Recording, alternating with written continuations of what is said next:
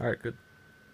All right, so how many of you take care of your houses well, and you really want to make sure that your houses are taken care of? Okay, quite a few of you. That's what I thought. So you can destroy your house and you can get a new house. Like that can happen. You have homeowners insurance. You have all that kind of stuff. We only have one Earth, so why aren't we taking better care of our Earth? So I want to talk about three things. I want to talk about the types of renewable energy. I want to talk about how it's cost effective for you and your families, and I want to talk about sustainability and how it will affect the Earth. So first we have the three types, and those three types are wind, solar, and hydroelectricity. Hydroelectricity meaning water. So first we have wind, which is captured in turbines. Next we have hydroelectric, which is like when water flows down a mountain or a hill. It can trap the energy that creates. And then we have solar energy. And that can apply to you wherever you are. So renewableenergyworld.com says that most of our energy comes directly or indirectly from the sun. The sun controls the wind, the sun controls things like that. And that's really how we get most of our energy. So it's also cost efficient as well. So you might think it's going to cost a lot to get solar panels on your roof or a wind turbine in your yard or something like that. Or you might say, you know what, I don't really think I have that stuff where I am. Well, one, you're probably always going to have the sun. There are days that are cloudy. The days that are cloudy, some of the times that brings wind for storms. And you might live by a body of water, so you can do that as well.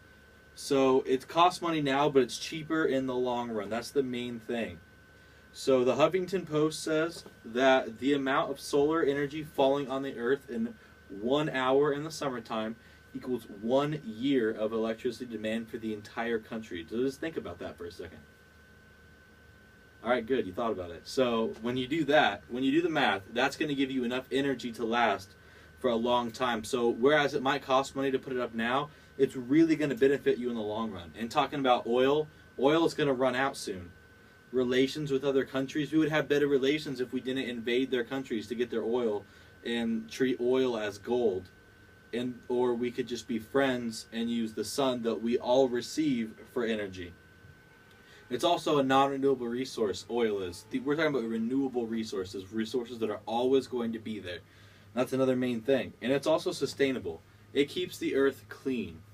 So when you leave the earth to other generations, to other people, you're going to want it to be a good place to live. You don't want to have your kids living somewhere where they're not going to be able to succeed, where the earth is going to be disgusting and harmful to them. You don't want to do that. You want to let your house be harmful to them, so you don't want that to happen either. We're also talking about animals here. If we make it to where animals aren't safe and healthy on the earth, then the animals are going to die. We're not going to have anything to eat, and then we're going to die as well.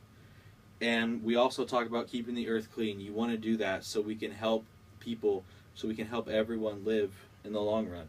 And so IMECHE, which is the Institute of Mechanical Engineering.org, says that oil's only going to be on for another 40 years. So that's not that much time. So we need to figure out another way that's healthier, it's more natural, and things like that, and that is renewable to power our homes and everything else. It's clean and it's green and it's good to go. So today I talked about three main points, the three different main types of energy that you can get that's natural, the cost effectiveness and cost efficiency of that, how it's sustainable. And so right now we need to have a call to action. We need to be ready to go. We need to make a push for a greener earth.